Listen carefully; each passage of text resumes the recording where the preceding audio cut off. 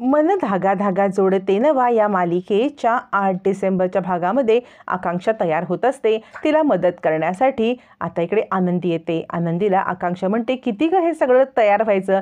यावरती आनंदी म्हणते, हे बघ आकांक्षा, तू न तुझ्या मनासारखी तयार हो आणि तुझ्या मनाविरुद्ध कुणीही तुझं लग्न लावून देणार नाही. आकांक्षा म्हणते, बघा दादा, म्हणजे त्यांचा होकार आला तरी मला जर मुलगा पसंत नसेल तर त्याची काही किंमत आहे की नाही? यावरती तिला आता सार्थक सांगतो, हे बघ, त्यांचा होकार आला आणि तुझा होकार आल्याशिवाय कोणीही गोष्टी पुढे नेणार नाही, ही गोष्ट मात्र लक्षात ठेव. हे बघ, काही वेळेला म्हणजे लग्न झाल्यावरती पण मुलींकडून होकार नाही मिळत, असं म्हणत तो आनंदीला एक गोड टोमणा मारतो आणि आनंदीकडे बघतो.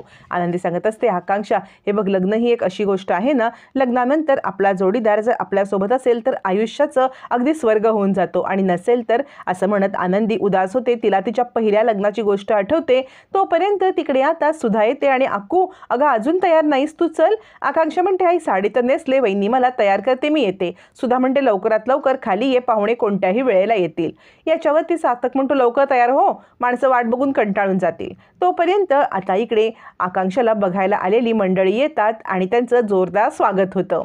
आकांक्षाला बघायला आलेली मंडळी यांचा सोन्याचा व्यापार असतो. त्यावेळेला वृंदा म्हणते, कसं आहे ना, सोनं आणि साडी यांचं खूप जुनं नातं आहे. तुम्ही सोन्याचे व्यापारी, आम्ही साडीचे व्यापारी, आपलं अगदी जुळणारच की नाही? असं म्हणत आता लालची वृंदाची वृत्ती मात्र समोर येते.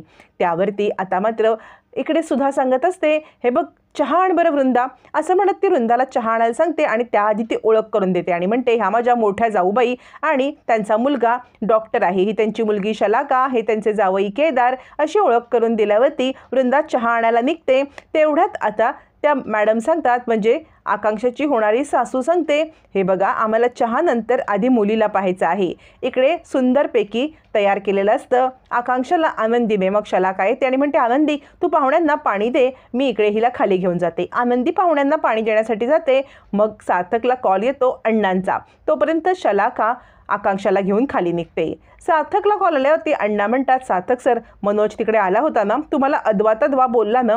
यावरती सार्थक म्हणतो, मला तो बोलल्याचं वाईट नाही वाटत, पण ते दारू प्यायल्याचं वाईट वाटतंय. आमच्यानं दादाला, आम्ही भैयाला या सगळ्यातून कसं बाहेर काढलंय आम्हाला माहिती आहे. म्हणजे आदर्श दादासुद्धा दारू प्यायचा, पण आता दारूच्या थेंबाला शिवत नाही. आपण मनोज दादांना पण तसंच काहीतरी करूया, त्यांना या सगळ्यातून नक्की बाहेर काढू, असं म्हणत आता सार्थक अण्णांना दिलासा देत असतो. तोपर्यंत आकांक्षा खाली येते, सगळ्यांना नमस्कार करते, गप्पा गोष्टी होतात, ओळख करून दिली जाते.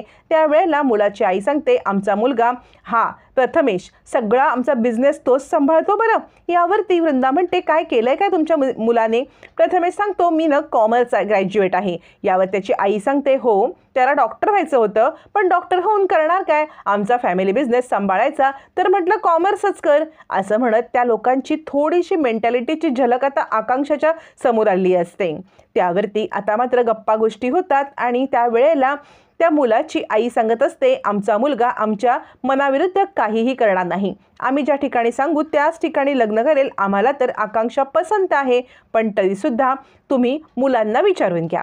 त्यावरती आनंदी पाणी आणल्यावरती ती आता मुलाची आई सांगते, अच्छा, म्हणजे ह्या तुमच्या नोकर आहेत का? असं विचारल्यावरती सार्थक म्हणतो, नाही, तुमचा गैरसमज झालाय, ही माझी बायको आहे. त्या म्हणतात, सॉरी म्हणजे इतक्या मोठ्या फॅमिलीकडे नोकर चाकर असतीलच ना, असं आम्हाला वाटलं म्हणून आम्ही बोललो. सार्थक म्हणतो, नाही, ही माझी बायको आहे. आनंदी म्हणते, इट्स ओके. त्यावरती वृंदा म्हणते, अवतार बघून तुम्हाला कळलं असेलच. सार्थकला खूप राग येतो. मुलाचे वडील म्हणतात, हे बघा, आम्हाला तर हे स्थळ पसंत आहे, मुलांची पसंती झाली की झालं. सार्थक म्हणतो, लगेच कसं सांगणार, त्यांना जरा बोलायला वेळ द्या, असं म्हटल्यावरती आता मात्र बागेमध्ये दोघांना घेऊन जाण्यासाठी सुद्धा सांगते, की जा बरं आकांक्षा, यांना आपली बाग दाखव. मग आकांक्षा मुलासोबत गेल्यावरती आई बाबा म्हणतात, म्हणजे सार्थक, तुमचं लग्न झालं तरी कधी? आम्हाला माहीत पण नाही, इतक्या मोठ्या घराण्याचं लग्न आणि आमच्यापर्यंत खबर बात नाही. त्यावरती वृंदा म्हणते, नाही, आम्ही तसं घरच्या घरीच लग्न केलं होतं.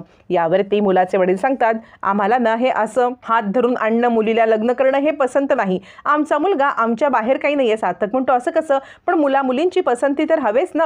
मुलाचे वडील म्हणतात, तुम्ही म्हटलात म्हणून आम्ही दोघांना बाहेर बोलायची परवानगी दिली. सार्थकला या लोकांची मेंटॅलिटी कळालेली असते, की यांना मुलीला महत्त्व द्यायचं नाही आहे, तर आपला फॅमिली बिझनेस आणि आपलेच सगळी मतं थोपायची आहेत हे त्याला समजलेलं असतं. तोपर्यंत आता इकडे गप्पा मारत असताना आकांक्षा प्रथमेशला विचारते, बोला ना काहीतरी. प्रथमेश म्हणतो, मला थोडंसं ऑकवर्ड होते. आकांक्षा म्हणते, मी विचारू का? म्हणजे तुम्हाला डॉक्टर व्हायचं होतं, मग तुम्ही कॉमर्स का घेतलं?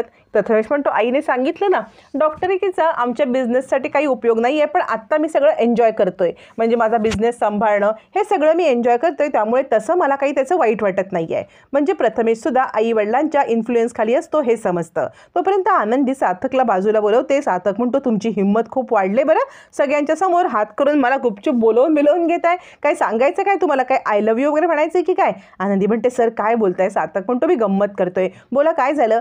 आनंदी म्हणते, तुम्ही सगळ्यांच्या समोर का बरं सांगितलं मी तुमची बायको आहे ते? म्हणजे आईला आवडलं नसतं ना? यावरती सार्थक म्हणतो, आईला आवडू किंवा नो, सत्य आहे ते बदलणार आहे का? तुम्ही माझी बायको आहात, मी तुम्हाला बायको मानतो, तुम्ही माना न माना, पण मी तुम्हाला बायको मानतो, त्यामुळे मी सगळ्यांच्या समोर सांगणारच की. असं म्हणत सार्थक ठामपणे आनंदीला मी सगळ्यांच्या समोर ओरडून सांगणार असं सांगत असतो.